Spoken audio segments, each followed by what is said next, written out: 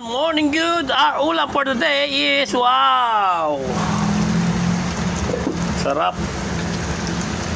Ginisang gulay for the Great Joyce stage menu kung saan ulam at pagkain ng bida. Yan.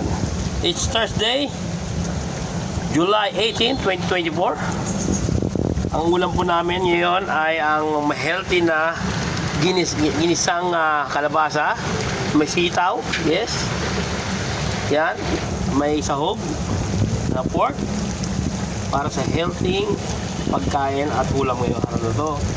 Siyempre, courtesy of Joyce, love ko. Tuto niya ngayon for the Great Joyce menu is ginisang gulay. Yan. With matching longganisa. Yan. Patayin na natin para mas juicy